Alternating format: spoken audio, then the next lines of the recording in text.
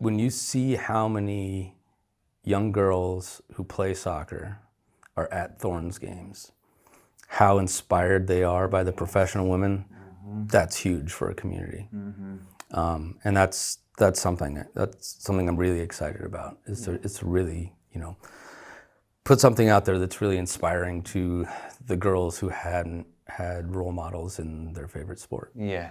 Local, at least. Armando Fielho ties it up for the round. It is the Lane United legend, Armando Fielho. Don't stop. Welcome to FC Game Changer. We got game. The football club that will change your game. Welcome back, everyone, to the FC Game Changer show. And today, Dave Gallas is here with us. Dave is the managing director for Lane United FC and a co-owner of Direct Kick Soccer Shop located here in Eugene, Oregon. Dave, thank you so much for taking the time to be here with us, and welcome to the show. Thanks for coming. Good to have you guys. Yeah, this is going to be great, meeting you guys and coming to Eugene, playing for Lane United a long time ago, and actually getting to work a little bit as an assistant coach one season with Connor, John. It has been, amazing. That's the reason why I'm here in Eugene. Tell us the journey of building Lane United and the goals for the future for the club. Well, first off, it's good to have you. Glad you chose to come back to Eugene. If anyone watched our First Touch documentary series about our first season, you and I went to Tensegrity. Yes. Blew it up and then blew your knee up. and then we went to Slocum and got you all fixed up. But you decided to come back to Eugene, and we're happy to have you. Yeah, Lane United really started, originally it started as a team to save Civic Stadium. So Civic Stadium was an old community asset. It was an all-wood stadium built in 1938 by the Public Works program, and all the local timber companies donated all the material. So it's gorgeous, gorgeous structure. The Eugene Emeralds moved out when the U of O built their stadium, and it was abandoned, and Fred Meyer really wanted to move in and tear it down and put a big box store there. So there were a bunch of community members that were trying hard to save the stadium, and they were convinced that if there was a team to play there, they could save the stadium, they could raise some money, etc. So my brother John, who you know well, had been in soccer his whole professional life, and I called John. I said, hey, what would it take?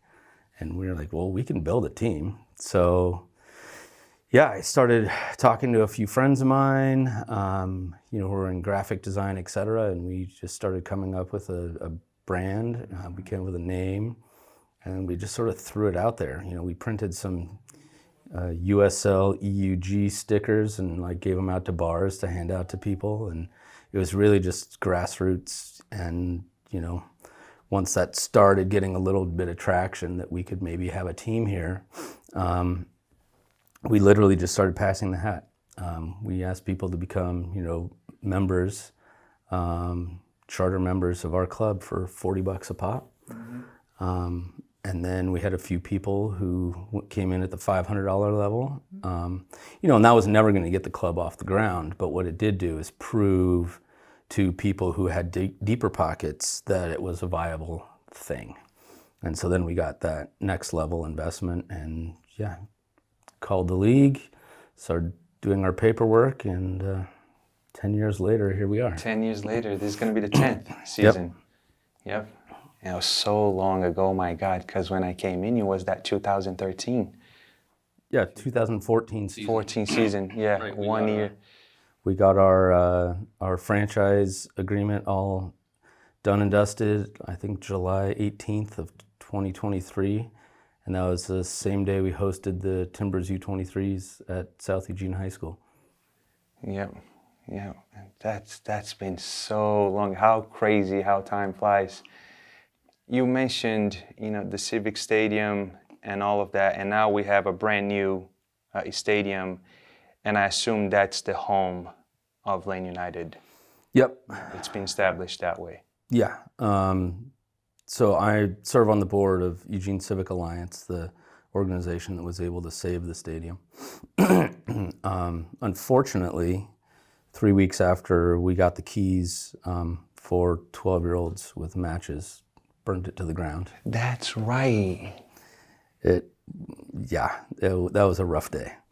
I remember that, you know why? Because we had training, I think, on that same week, or maybe a week later, and John almost could not run the session. It was a rough day. Yeah. But there was a little bit of insurance money. I mean, it was never going to build back 5,000 covered seats, but it allowed us to sort of keep going. Kids sports had been pivotal in our campaign to save the stadium, with the idea that, that they would be able to finally have a home. Mm-hmm. So for those who don't know, Kids Sports is an organization that's been around for over 70 years in our community under a couple different names. But in their current incarnation, they really do fill the void that public schools are leaving behind in terms of physical education, PE classes, after-school programs. So Kids Sports, great organization. I think they serve like 15,000 kids in different sports. So working with them, we really pivoted and focused on that facility for Kids Sports. So now there's 4 indoor courts. We play futsal there. I mean, it's a wonderful facility. The location's great. But one of the other things we were able to do is get a really, really top quality soccer specific pitch in. And if anyone's been by lately, you'll notice that the construction fences are up. We had about a 6-month delay jumping through some federal hoops for a little bit of money that was granted to us by the infrastructure bill. But that's looks like that waiting period is coming to an end. So construction should start on the grandstands. Oh, so what is going to be built next? Is it the stands? Yeah, along Willamette, there'll be a big concourse, bathrooms, press box up top, room for food trucks and all that. Nice. And the stands go down, and locker rooms, storage, office, laundry, everything underneath the stands. It's going to change the whole thing, because now you have just a grass on the side, right? Yeah, and the old retaining wall that was the back wall of the stadium that burned down. So it's a really old concrete retaining wall that also went through a massive fire. Yeah. So it's time for that thing to come down. Yeah.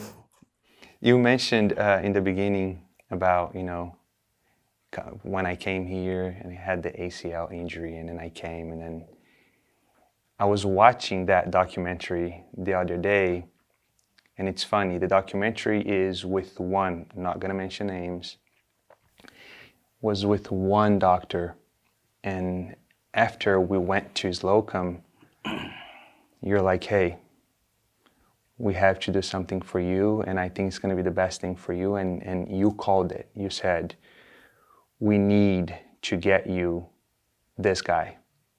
And that was Dr. Holrick. Mm-hmm. And you said, if you're gonna get the surgery here before you go back to your school, that needs to be Holrick that's gonna fix your knee. And that was it. Got the surgery with him, came back to Tensegrity, initiated the treatment with them, which was all you. You got hurt, you're gonna go see these guys, which was Tensegrity. You saw the doctor that I was gonna get the surgery with. You said, no, you're not gonna get with that guy, you're gonna get with Dr. Holrick. And everything lined up in the perfect way for me to come back, still be able to play, and I still play nowadays. I do have to do my physical therapy almost daily to keep that up, because if I don't, you will complain. You'll be like, hey, something's wrong. But it was all you, and me watching that documentary again, I'm like, wow, imagine if it wasn't you there with me, guiding me through that journey. If I got the surgery with a different doctor, if I didn't have Tensegrity to help me out with the initial stage of the treatment, how would things, be for me and my career and me being able to play the game, not professionally, not semi-professionally, but just being able to play at the age that I am right now. So, I mean, following that thread of events back, we can keep going because it really comes down to Tensegrity and Sean Roach, the former owner. My wife was running. She was having some hip issues, I think, and also, I mean, she's a landscape architect and a professor. She's at her desk all the time, and you know, she has all kinds of shoulder problems and everything, of course. But she was seeing Sean Roach at Tensegrity, and I don't remember who gave her that recommendation, but she really liked him. She mentioned to him that we were starting a professional or a professionally run amateur club.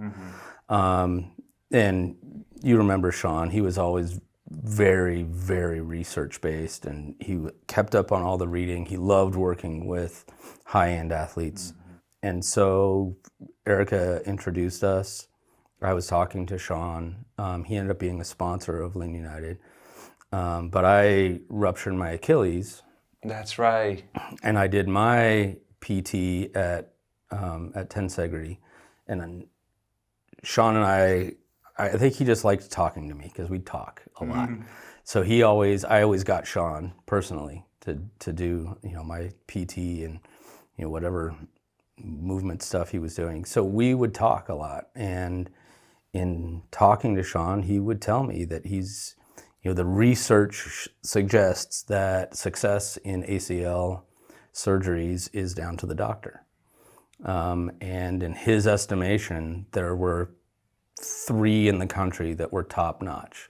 There was one down in LA and maybe one in Ann Arbor, something like that, and then Holrick. So having one of the best in the world in town, and we had a partnership with Slocum. I couldn't not give you the advice I thought was the right advice and say, I am so if you can get to thankful for you. Holrick, go to Holrick. Yeah, and we did. Yeah. We did, and I have not had any issues with the knee since. I just want to bring that up and say thank you. I don't think if I've ever, sat down with you to say thank you for that, because again, I don't know if I would be able to still be able to play right now if I did not have the surgery with him and the physical therapy that I did with Tensegrity Physical Therapy. So thank you for that. Well, I think another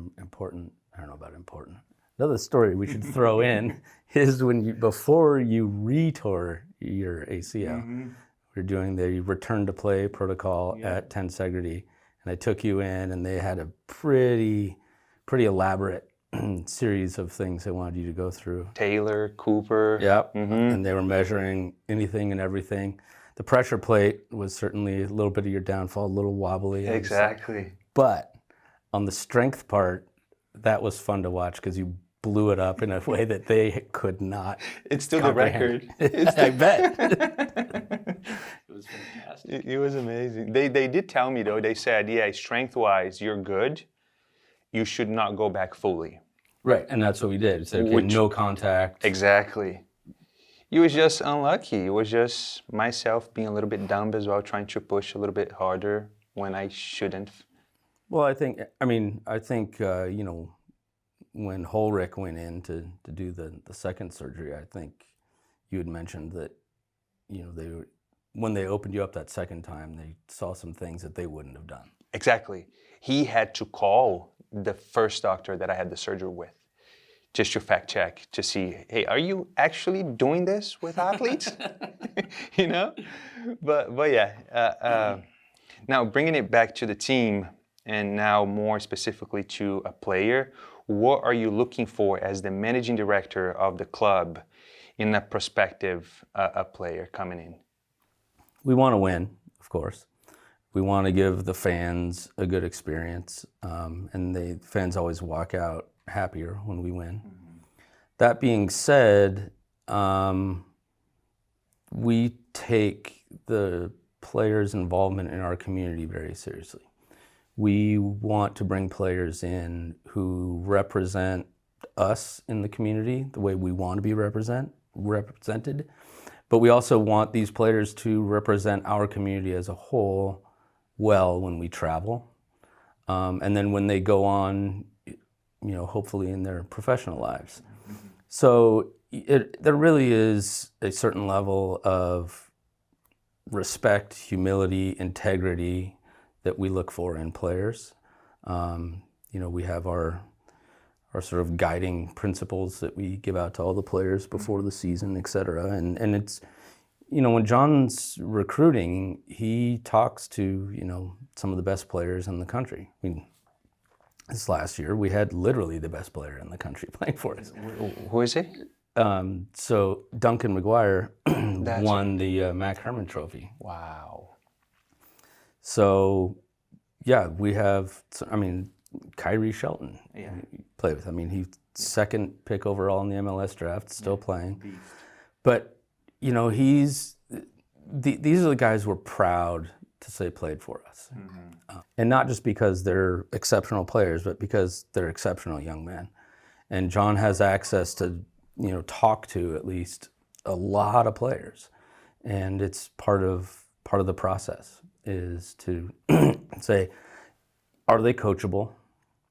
Will they respect decisions? Will they participate in the community life that is a Lane United summer? So yeah, it's just those pieces that are key to integrating.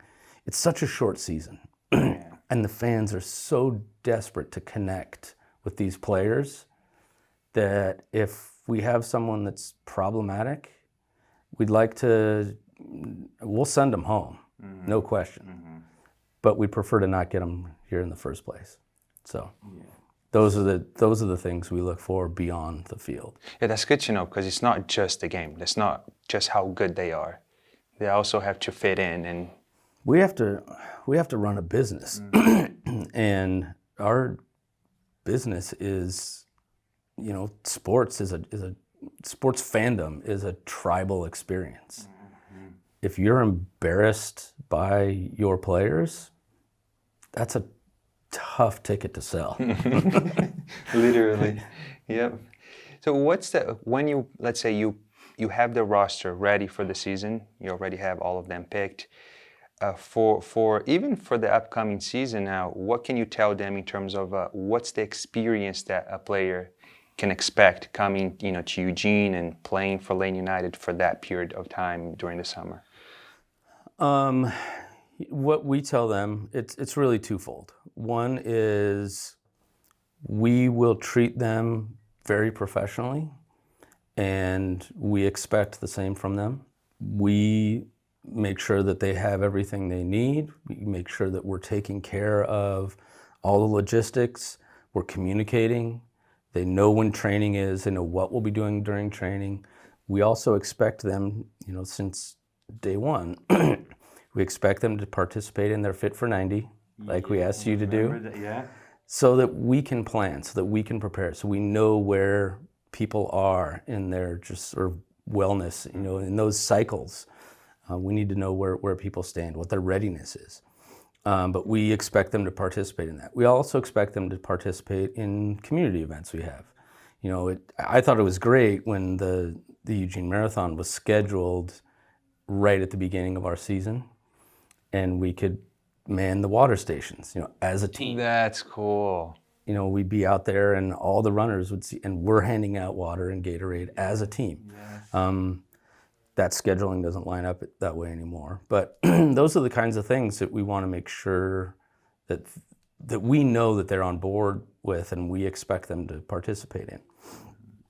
But we also tell them, we're very proud of our homestay program. We get a lot of families that host players, and we expect our players to be on their best behavior, to be respectful, etc. And when it works well, they really become part of those families. I don't know how many families have stayed in touch with their homestay players and then visited them in their home countries, stayed with their parents at their homes, that kind of thing. So that's one of the pieces that we offer, I think, as a club, is a real integration into the community. And, we're not just a stepping stone on their professional pathway. It's an experience to be involved in our community. We also get to travel. from a business standpoint, I'm thankful we don't have to go to Calgary anymore. But that was always a good trip. Yeah. The twins, Chimo and Jaime Morales, John and I saw them at the convention in Philly, and they were both telling me that when we went to Calgary, we played 2 games, and on our day off in between, we went up to Banff and the resort in the lake and all that. Oh my God. Yeah, and they took the time while we were just chatting business in Philly to say that was the most spectacular place they'd ever been in their lives, Yeah. and that it was something they would never forget. And those are the kinds of things we like to do as a team, but then also at home, get involved with the community. And it's something, as we grow, as we go on season to season, we have to not forget. We have to continue to do those things and do more of them. And I think certainly having the shop here is going to open up that opportunity this season, to host a Meet the Players event here at the shop. But yeah, I think it's, when we talk to prospective players, those are the things we talk about beyond, what we expect them to do on the field. And when did the transition happen? Because I remember it was PDL, the league. And when did that happen? Now it's USL 2. Correct. And I just received actually the newsletter, and the first year ever with USLW, the women's team. Yep. So that's all under the USL organization, the United Soccer League. That organization ran PDL. So it's just a rebranding of PDL when they decided to rename their championship, because it was USL A-League, was their top professional league when we started. And they had a W League back then that was before the NWSL started. So that was the highest level of women's soccer back then. And that ended up going away when the NWSL came in. It's back as, it's basically the women's equivalent of USL 2. So it's a summer league that preserves NCAA eligibility. It's that as they call it now, the pre-professional on the development pathway on the women's side. And then next year, the Super League will start, which is the women's professional league under USL, which will be second division, sanctioned, USSF sanctioned second division, So it'll be NWSL is equivalent to the MLS. Super League will be the equivalent to the USL Championship. And how many leagues within the USL for men's soccer? For men's, Yeah, USL. there's the championship, then there's USL 1, and then USL 2. USL 2 is considered semi-professional. Pre-professional. Pre-professional. It's technically amateur because we have to preserve NCAA eligibility. That makes sense. USL 1 is already Full professional, Full professional. 8-month season, USL, of course, professional, and then MLS. I see. Yeah, it's come a long way. And how is the team looking for, since the women's team is a new thing, let's talk a little bit more about that one, just to kind of bring that up. Is the team formed already? Where are the players coming from? Is it mostly Eugene-based? So the good thing from our standpoint, from a business standpoint, is that we already had Jurgen at EMFC, who was running his Azul team and had been for years. USL really wanted to make that push onto the West Coast as a whole, but into the Northwest. And we get along pretty well as clubs in the Northwest Division. So we decided, there were a number of us decided, okay, let's all just do it. Let's just go for it all at once. And so basically we said, Jurgen, we'd like for you to coach. Oh, he's going to be the head coach for that team. So there's no more Azul in the WPSL. Made the step up to W League. It's just higher profile, run more professionally, everything. And, it's like League 2. I'm excited for that. So it's easy, not easy, but it was easier to make that transition where we said, okay, Jurgen, here's your technical operating budget. We can do the operations piece. We can do the ticketing, the marketing, the sponsorship, that side of things. You run that. And so, he's getting we're getting calls. I mean, I don't know how many calls he got before, but they come through us now. But yeah, we're getting, players coming to try out from around the region, and certainly talking to some pretty good D1 players from around the country. So see what happens. I think it's basically we treat it the same way we treat USL too. I mean, from a recruiting standpoint, Jurgen may treat it a little bit differently than John does, but I mean, internally, they're equivalent. I mean, ticket prices are the same. Budgets everything is slightly different, but on a per game basis, because the women's team plays 10 games, the men's team will play 12 games. But it's all the same as far as we're concerned. Yeah, that's going to be good to come in and be able to watch both. The men's, everyone is already used to Lane United, having the men's team. But now having that, I looked at the newsletter, and when I read that, I'm like, that's going to be very good, not just for, the club, but I think for the community as well, knowing that we have a women's team. It's, you see it at the professional level. The crowd at a Timbers game is different than the crowd at a Thorns game. There's plenty of overlap. There are plenty of people who go to both. But when you see how many young girls who play soccer are at Thorns games, how inspired they are by the professional women, that's huge for a community. And that's something I'm really excited about, is to really, put something out there that's really inspiring to the girls who hadn't had role models in their favorite sport. Local, at least. That was good to receive the newsletter and see it. And now changing a little bit, going more towards, the stakeholders, how do you and the team, the Lane United as a company organization, how do you manage your relationship with, stakeholders such as, the fans, the sponsors, community organizations, and how do you ensure that their needs are met, not just during the season, because I assume that some of them are, fans are year-round. Yeah, but you still need to give the fans something to be fans of, right? Right. Yeah. So when we're not playing, it's certainly more challenging. We look for ways to stay engaged with the community. At the end of the day, when you look at the dollars that flow through a sports organization, it comes from the fans. Period. They're the ones you answer to. Certainly we have professional contracts we have to uphold with our sponsors. We're really excited to be creative and work with our sponsors in ways that gets their story out. But at the end of the day, them associating with us, them associating their brand with us, is so that they can get their brand in front of our fans. Without fans, there's no point in sponsorship, right? Unless you're just doing it to keep the thing alive. So yeah, the fans are everything. That's sports, right? The flip side of that, from a sponsorship standpoint, is, as we mentioned earlier, it's a tribal group.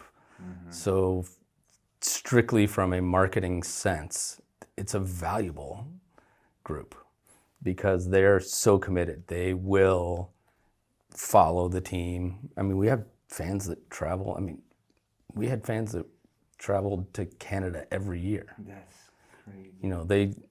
I get calls from our, Red Aces saying, hey, I know the schedule isn't going to be released yet, but can you tell me when the game to Canada is, or when the game to Seattle is? You're already prepping. Yeah, because they're asking for time off months in advance so they can plan their road trip. So having that level of passion and commitment, those are the stories we like to tell the sponsors, because they say, okay, those people are invested in your brand. We want to associate our brand with that brand. I just gave a guest lecture at the U of O the other day on sales and marketing in sports and lower level sports specifically. And we're going back through some of the some of the early campaigns we did, and that promo we did for FireMed, we did the ball drop, and the helicopter came, and that was awesome. That was super fun. And those are the kinds of creative things that we get to do. And because that particular event involved the kids in the stadium, it was even better. Yeah. But those are the things that I like to show. Say, hey guys, these are the things we do with our sponsors that also engage our fans. In the off season, like we just had a Winter World Cup, which was so weird. But it was, as a tournament on the field, it was brilliant. Politically, I think it was a nightmare. Yeah. It never should have been in Qatar. Yeah. But on the field, the games were fantastic. And we saw a level of engagement here that honestly I was surprised by. And we worked closely with Travel Lane County, and then Ninkasi Public House, then the city of Eugene for the pavilion, the new farmers market pavilion. We kicked off our watch parties there, and it was great. We had 200 people that first day. That's crazy. During the day, during a work day. It was a Tuesday at 11, and we had 200 people come out. That's a good sign. That's yeah. And working closely with Travel Lane County was great. They have good reach, but they're committed to these kind of events. We're committed to these kind of things and working together with other organizations. And Ninkasi was great. Public House opened at 7 a.m. for the final. I talked to people who I expected to see there, and they say, "Yeah, I showed up at 6:45 and I went home because it was packed." Oh my God! It was great. And as I mentioned to the students the other day, the biggest indicator that soccer has arrived in our country as a mainstream, viewing sport is not that kids are involved, not that kids are paying attention. Kids already know about soccer. They play soccer. We are now right next to Edgewood Middle School, and the middle school kids come by here every day. They're, kids are wearing Messi jerseys, kids are wearing Timbers jerseys. That's what they're choosing to wear to school. The kids are there, they're invested. The indication for me that we've really arrived, the old ladies were talking knowingly about, the France game. Like, oh yeah, they know who Mbappe is, and they're like telling their other friends. That's like, okay, a very good sign. Arrived. Yeah. Because they didn't grow up with it, so they had to transition to it. The kids grew up with it. Yeah. And I think that's the big difference. Yeah. Well, no, and by the way, that was to me one of the best finals ever. Oh yeah. I think in watching Messi, win the World Cup, and he needed to. I think that was the. It was one of the best. It was the best, since I was a little kid. Oh, yeah. It was fantastic. A lot of people, when I bring that up, they say, no, that wasn't. It would have been a much better final if it was Argentina versus Portugal, because people wanted to watch Messi versus Ronaldo. But how can you say that? That didn't happen. Yeah, and also Ronaldo, he has a really good record of scoring goals.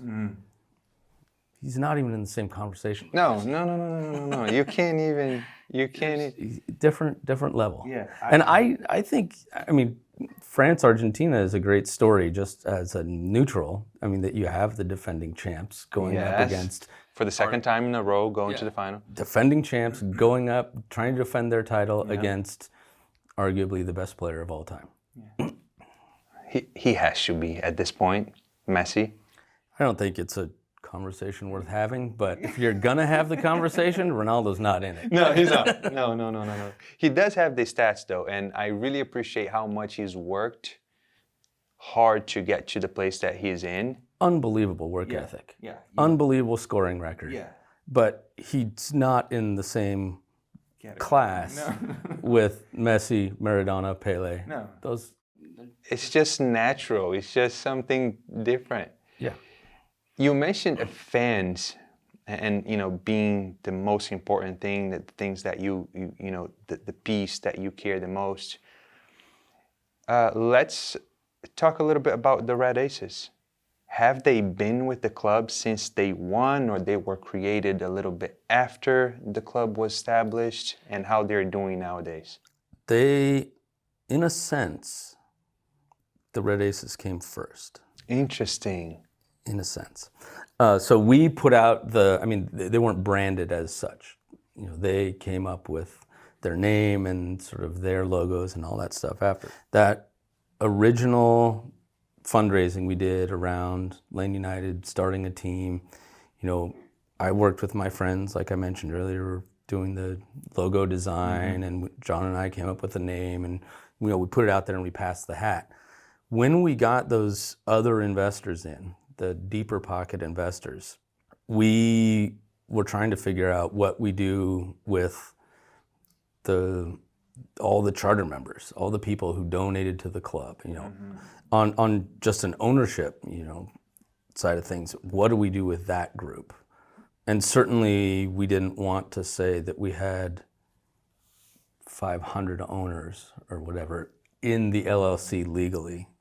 What we did was, from that, we spun off a nonprofit and set it up legally as its own nonprofit, and that became the Red Aces. The Lane United Supporters Trust is their official name, and they go by the Red Aces, and so the Red Aces actually collectively still own a stake in the club, but that spun off from the very beginning as part of our sort of foundational fundraising piece. Yeah, to me, I'm biased, but to me, it has to be the top fans in the league. What do you think? I haven't traveled all around the country, but for, you know, the podcasts that cover lower level soccer in this country, they come up in conversation a lot. Yeah. I mean, they did win. I think the league only gave the award once, and it was right before COVID, but they did win the USL Supporters Group of the Year, the inaugural time they did it. Yeah, yeah. Such, you know, the energy that they bring in, though, for the games, the smoke, when someone scores a goal, and even, I think they have the funniest, what's the name of the massive, it's not a billboard, the massive. Oh, the Tifos? The Tifos, yeah. They spend a lot of time. Well, I mean, that's a core piece of that culture, which is why we wanted to represent it in our office. You know, when John and I looked at this space, we said, oh, we could move the door, and this should be a conference room that we can use for Land United purposes. We looked at this wall and said, let's do something with the Red Aces. Yeah, it looks great, by the way. And that's them? Yeah. Yep. So we got it was a little awkward getting projectors at various angles trying to project that up so we could trace it, but yeah, we mostly got it together, and they come in, you know, Safeway's next door, so I go get pizza and beer, and the Red Aces turn up the music and get on ladders. When you see, you have it. Yeah, it's great. So we're almost done. We gotta get, you know, preseason is approaching, so we'll get those guys back up here, finish it out. I mean, all the different flags, I think, will be fun. Do you think the construction that they're making at Civic right now, everything will be ready for before or in the start of the season, or is it like a long term? This first phase of construction, so basically there's a fundraising component happening. So it's interesting because you break things up into sort of manageable pieces that you can also afford. So we have the money now to do all the infrastructure over there, to do the concourse. I mean, it's going to be a massive retaining wall. Then the concourse, and get everything ready so that the follow-up pieces can be their own mini projects that we can knock out as funds are being raised. So the bathrooms, the press box, the locker rooms, the grandstands, the scoreboard, those are all sort of mini projects that we can tackle as the funds allow. But all that infrastructure work on that hillside, we have the money for, and that's supposed to start any day. It was supposed to start like October 1. But that was a 6-month delay that you mentioned. But then we had that delay due to the federal sort of red tape and hoops we had to jump through. So that's behind us, but that means that, you know, this season, that side's going to be a construction zone. So That should be fun. yeah, it'll be perfect. No, we've actually had a few meetings that were really, really constructive with the contractor, with Kid Sports. You know, how are we going to operate in that scenario? It's just going to be a little bit different, but I'm looking at the positive side. I mean, the contractors have made accommodations for us to still be able to film. We'll get scaffolding and a platform over on the side we normally film from. And so that'll work, but we'll have to have all the fans on the other side and then behind the goal. But they'll be closer to the food and the beer. Yeah, oh, so it's not going to be on if I'm walking in, it's not going to be on that grass area anymore. The grass area is going to be Will be the construction. Ah, that makes sense. Okay. So everything will be over on the other side. It might be better. Yeah, the fans will all be closer together. We won't be spread out. We'll be filming the fans who are never in the camera shot. Yeah. So I'm trying to look at the positives, but it's, you know, we're working hard behind the scenes to make sure it's a good game day experience in spite of construction zone. Yeah, no, it'll work out. It'll work out. Dave, how do you stay up to date with the latest trends, innovations in the soccer industry? And what steps do you take to implement new technologies and practices for Lane United FC? You mentioned Fit for 90 is one of them. Mm-hmm. John does a good job on that front from the technical side. I mean, Fit for 90, et cetera. You know, John Cohn is a good friend of ours. We saw him again in Philadelphia at the convention. He was actually telling the story of the first time he and I met. We have mutual friends, and we were traveling with a big group that, you know, is sort of friends of friends, and, you know. So anyway, Portugal, 2004, Euros. Like 12 of us rented a villa not too far from Braga. So great location. It's beautiful up in the hills on a vineyard, and we were only 45 minutes from 5 of the stadiums. So John Cohn had been traveling in England and France, maybe, I don't know. I know he was in England for that trip. So this is 2004. None of us had cell phones that worked in Europe, right? So we're talking to John. So basically we're like emailing a friend back in Seattle, and he's doing liaison stuff. It was somehow decided that John, when he got in, would travel to Braga or Guimarães, I can't remember which city we're in, and we would be hanging out in the Central Plaza before the game, and at, you know, 3:02, one of us would be standing in the middle of the square holding 2 beers above our heads, and John walks into the square and he sees a guy holding 2 beers over his head. So John Cohn and I met way back then. And then John, my brother John Gallus, he ended up coaching. He was the assistant for Cindy Parlow-Cohn, who was the head coach of the Thorns, the inaugural season when they won it. So John was her assistant. She's married to John Cohn. Oh. John Cohn came to the Timbers, was doing, you know, his Fit for 90 and all that preparedness, you know, stuff that he does with the Timbers. And we've, you know, stayed friends ever since. But those are I think you lean in on those people and say, that's their job. Mm-hmm. What's the latest? Ask them. Ask them. Mm-hmm. But then that convention, you know, the yearly convention in what's this year in Philadelphia is key.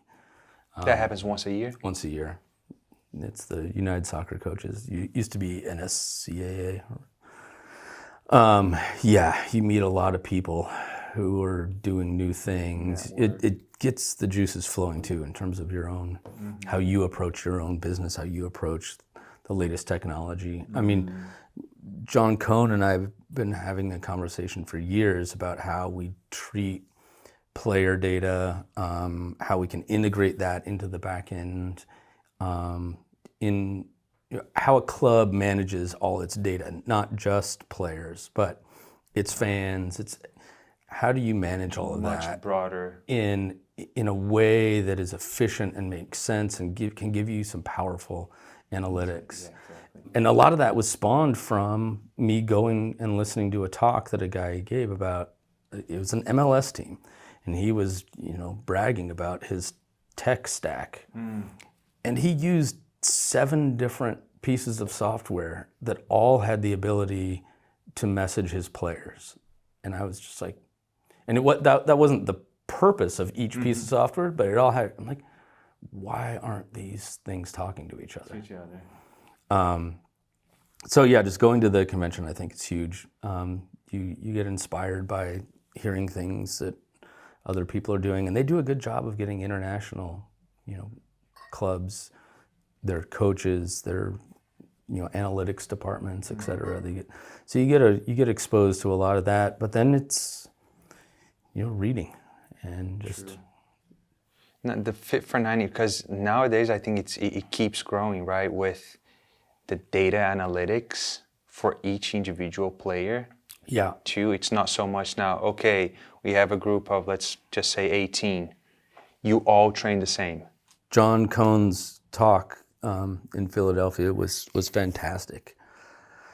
His new book, it was based on his new book, and I won't get into the technical bits, which I still haven't quite figured out because I haven't read his book yet, but I have it.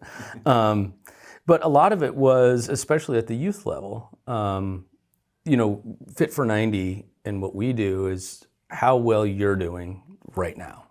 And what do you do tomorrow? And what do we expect you to do in a week? But if we say over a year, how do you train?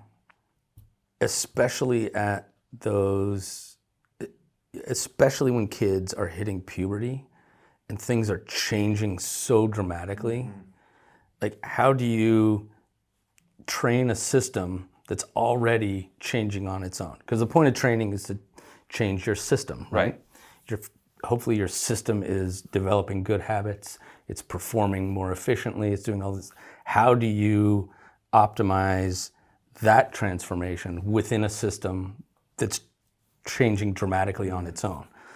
And knowing that an injury during that time, a catastrophic injury during that time, could be career-ending. There are girls who rupture their ACLs during puberty who never recover. Yep. So really looking at the data and saying, okay, this kid really should be training as if he's this old.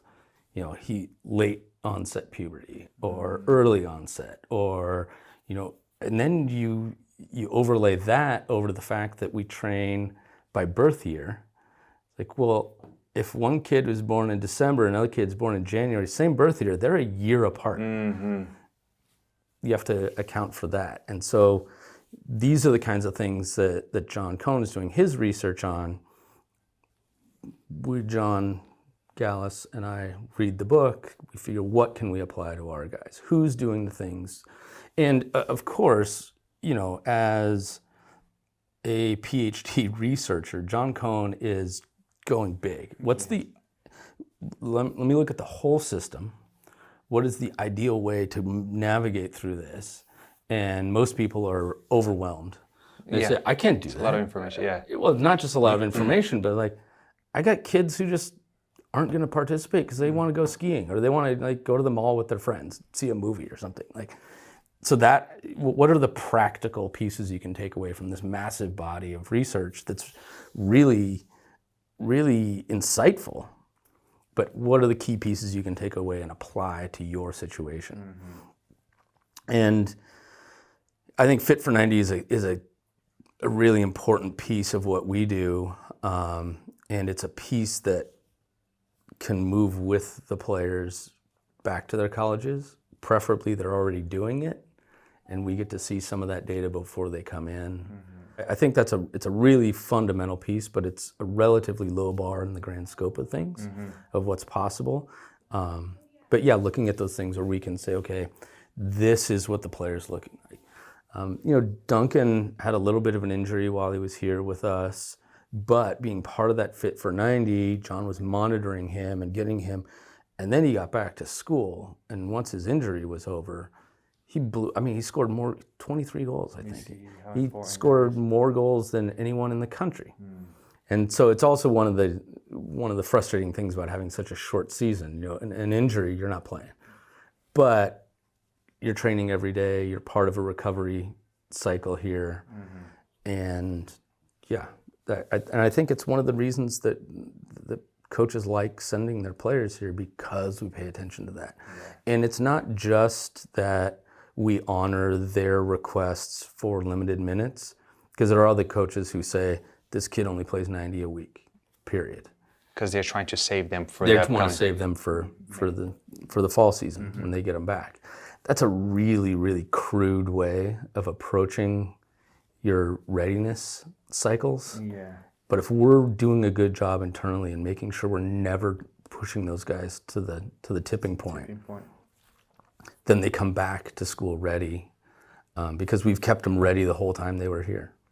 That's super important for not just the coaches, but for the players as well, to pay attention. Because I remember back in my days at Lane United, there's always, you know, a few that fit for 90. I'm not gonna input my stuff in there. This doesn't matter.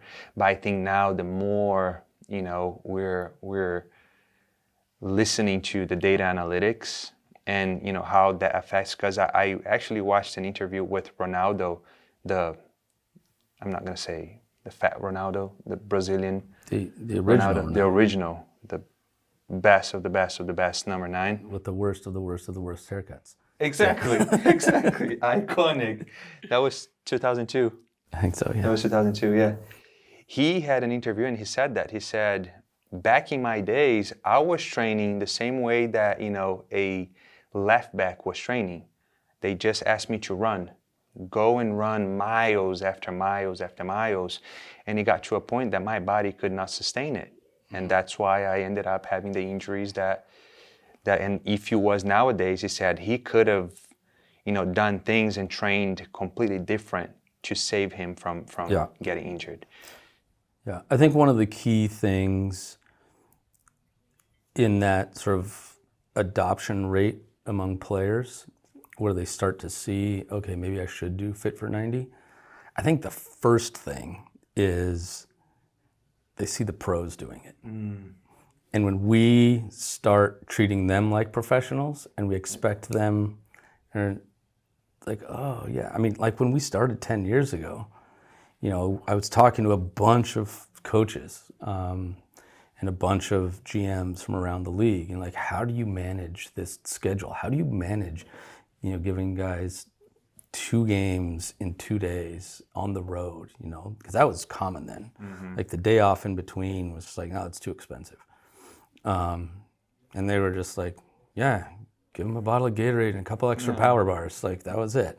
Then we just talked about the logistics of being on the road, you know, and it's like, yeah, I don't really give my kids per diem, because if I give them $10 for dinner, they're gonna go spend $3 at Taco Bell and put the rest in their pocket. That was the reality back then. I mean, not among all players, but now with how much documentary filmmaking is being done behind the scenes, with how much is on YouTube, with how much, you know, Instagram, TikTok, whatever, that's coming direct from the players, and they say, oh, the players aren't living this lifestyle that I pictured of being rock stars and, you know, drinking champagne at the clubs every night. They have their own nutritionists, they're doing all these things. If you start providing some of those things, or you provide those expectations of the player, they say, ooh, I'm being treated professionally. Exactly. I should pay attention to this. Yeah, I think that was the first barrier. Yeah, that's a great point. Dave, we're getting to an end here, and we ask this question to every guest. Tell us a game changer moment in your life and the why behind it. So when I was 7, we were living in Livermore, California, and my dad got a job at the University of Geneva. So we up and moved to Switzerland.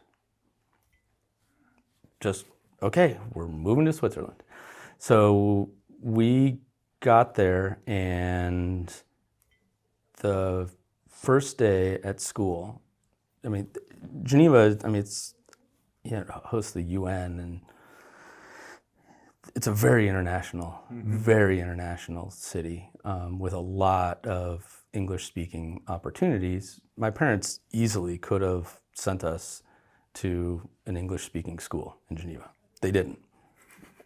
They put us in the local public school. And all my classmates were, certainly some Swiss, but it was across the board. Spanish, Italian, Portuguese, Ukrainian, like German. It was a huge mix. But we all spoke French. Well, I didn't speak French when I got there. I knew a few words, but at that age, you're such a sponge for language.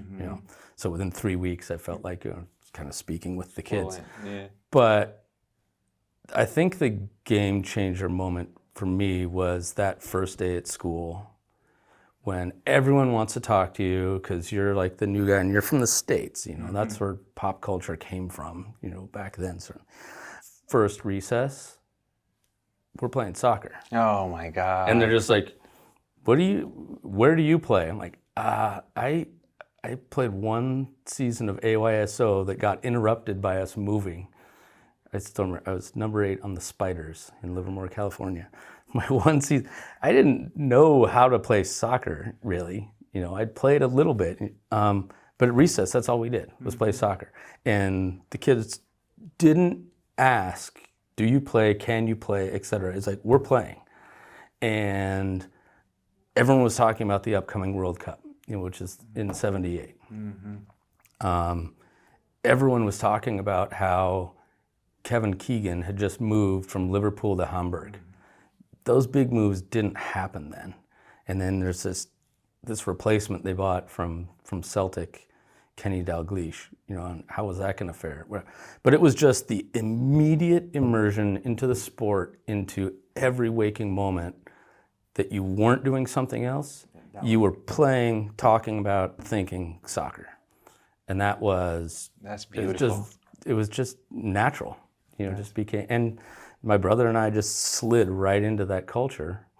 When we came back in 1981, 4 years later, John and I only spoke French to each other. Because that's exactly. We spoke it at school. And you guys are so young too, so you picked that up super quick.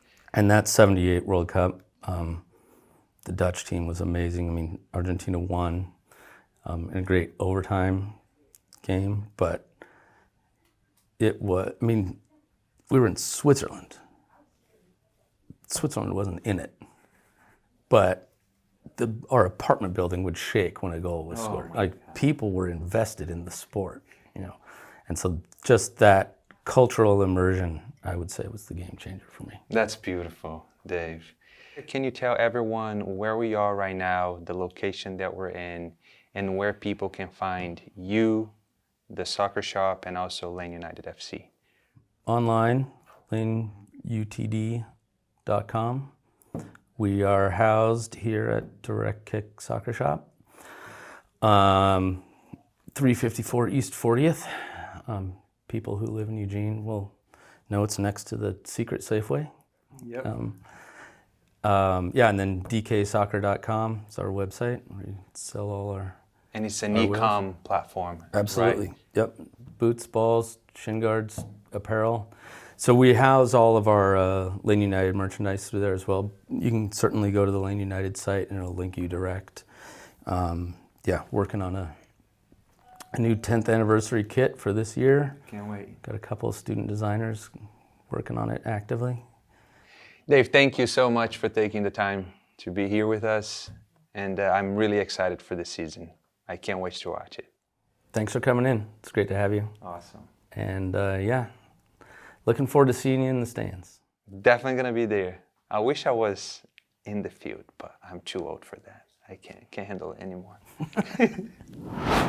Thank you so much for watching, and I really hope you enjoyed this video. And if you did, please help us out. Subscribe down below and also like the video as well. I hope to catch you soon. Have a good one.